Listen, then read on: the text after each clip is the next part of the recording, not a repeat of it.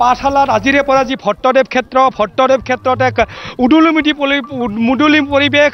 বৃহত্তৰ বজালী অঞ্চলৰ ৰাইজৰ মাজত এক আনন্দৰ পৰিৱেশে বিৰাজ কৰিছে কিয়নো সপ্তমতম যি পাঠশালা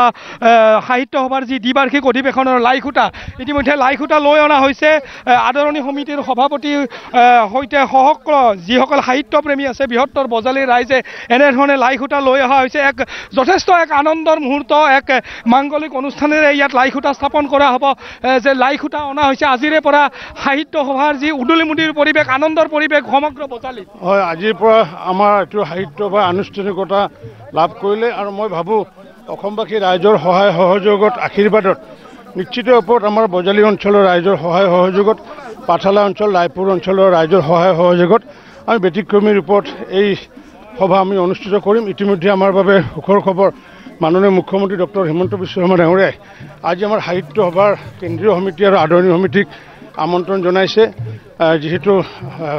সাহিত্য সভাৰ আগে যিহেতু চৰকাৰে যিহেতু এক আলোচনাত বহে গতিকে আজিয়ে আমাক আমন্ত্ৰণ জনাইছে আমি 1 বজাত মাননীয় মুখ্যমন্ত্ৰী ডাঙৰীয়াৰ লগতো আলোচনাত বহি ব্যতিক্ৰমী ৰূপত আপুনি চেষ্টা কৰি আছে সকলো ৰাইজ যি ইতিমধ্যে যি সাহিত্য সভা আদৰৰ বাবে ব্যাপক প্ৰস্তুতি আৰম্ভ হৈছে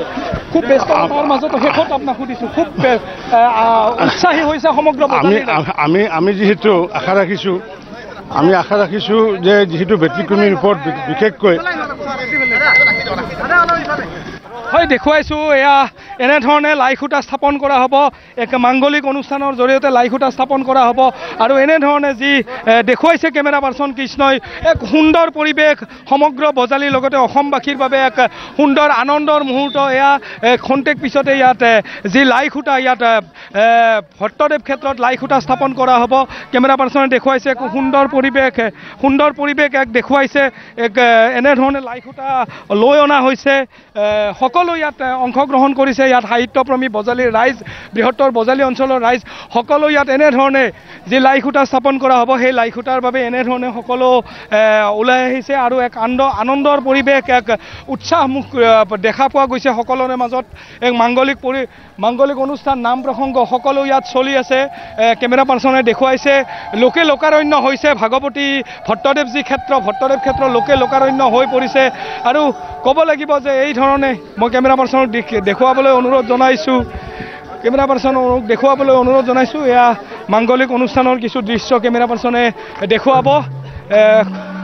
খুব সুন্দৰ এক মুহূৰ্ত দেখুৱাইছে কেমেৰা পাৰ্চনে হয় কেমেৰা পাৰ্চন কৃষ্ণক মই দেখুৱাবলৈ অনুৰোধ জনাইছোঁ এয়া দেখুৱাইছে এক সুন্দৰ মুহূৰ্ত যি মুহূৰ্তৰ বাবে বৃহত্তৰ বজালী অঞ্চলৰ ৰাইজে 2 বছৰ পূৰ্বৰ পৰাই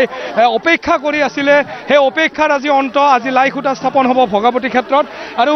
দেখুৱাইছে খুব সুন্দৰ পৰিৱেশ কেমেৰা পাৰ্চনে দেখুৱাইছে নিউজ লাইভৰ দৰ্শকক পোনে এক সুন্দৰ পৰিৱেশত ইয়াত